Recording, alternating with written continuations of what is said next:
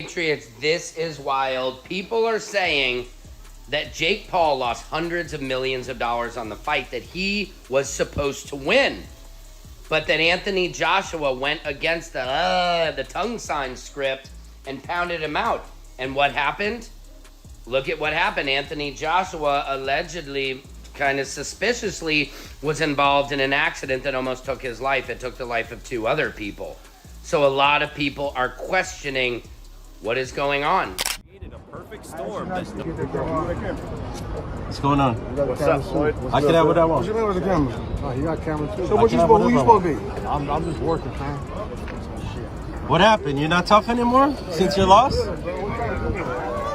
What happened since your loss? Yo, we gonna bust him up, guys? I told you before, put that Yo, let's bust him up. Where you running, Jake? Where you going since your fight? Since you lost? What's up, Jake?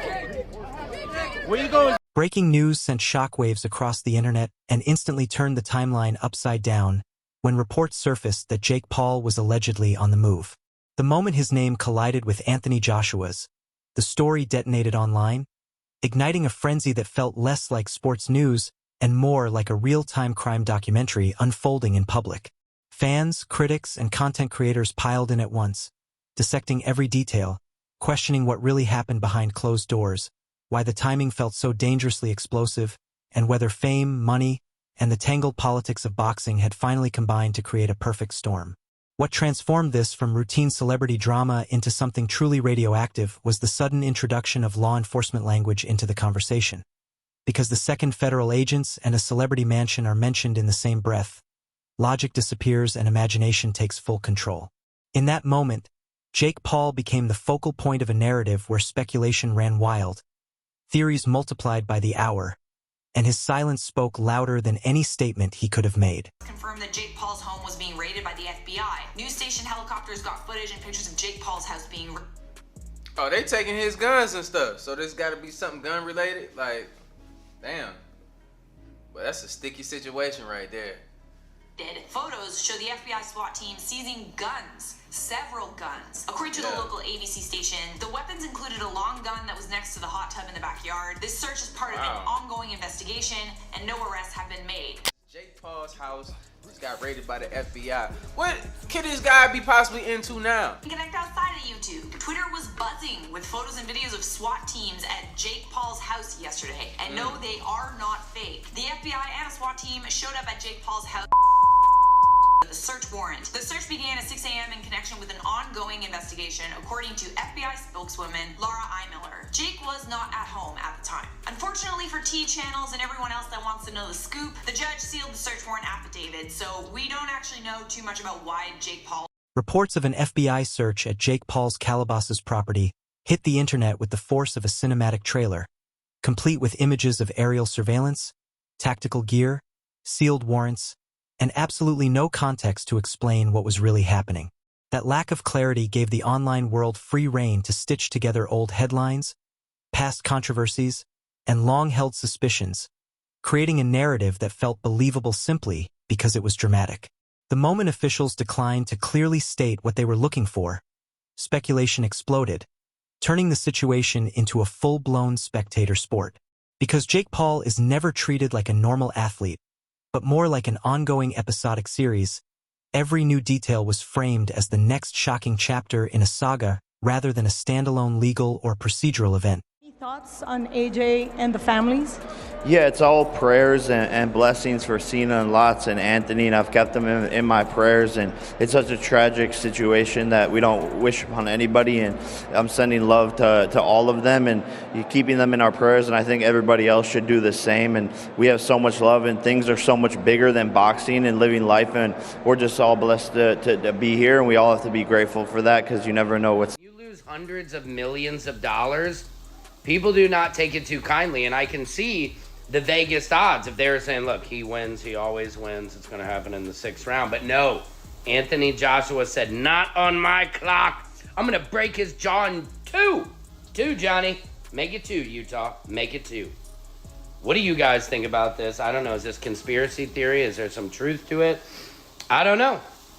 I don't know, but it does seem pretty suspicious that it happened so soon after. When asked about Anthony Joshua and the families affected, the response shifted to a tone of humanity and reflection, emphasizing prayers and blessings for Cena, Lotz, and Anthony, acknowledging the tragedy as something no one would ever wish on another person.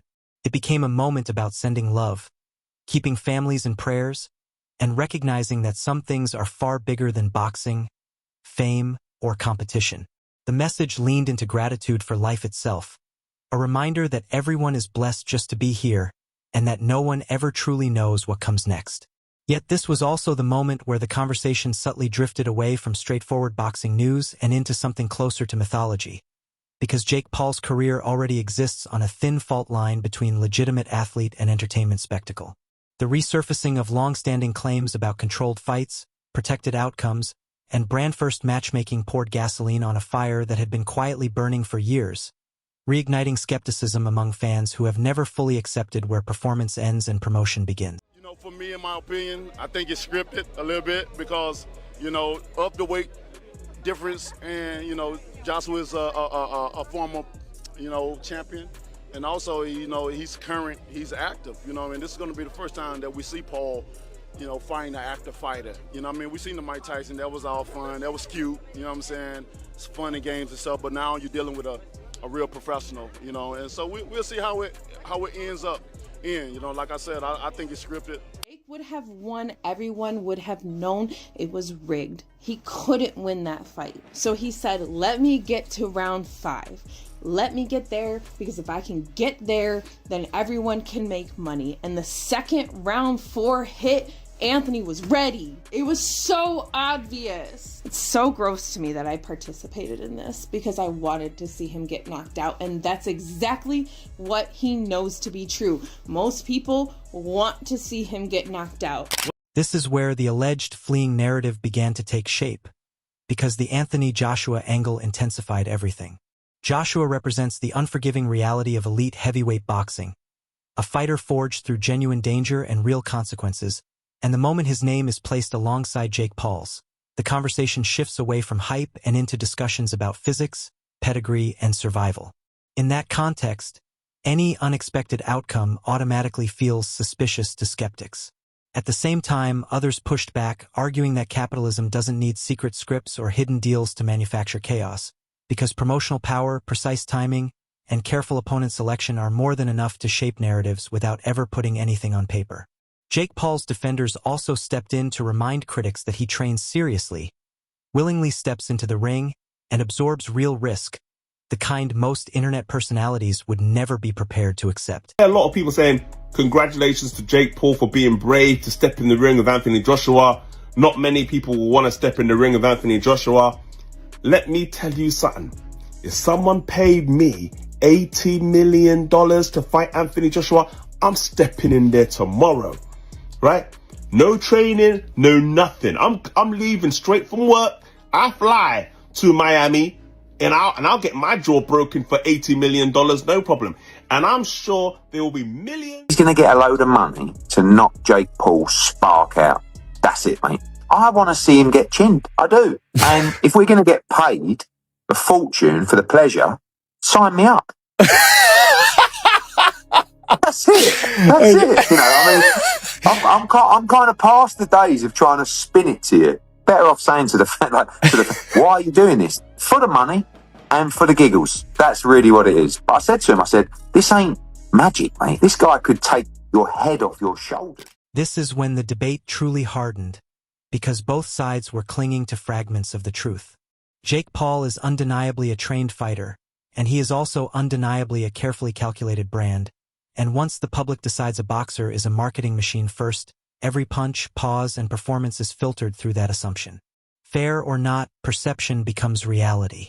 When the fight itself failed to deliver the destruction some viewers had fantasized about, disappointment quickly mutated into certainty, and that certainty took shape as accusations of scripting, whispered claims of leaked plans, and alleged behind-the-scenes agreements.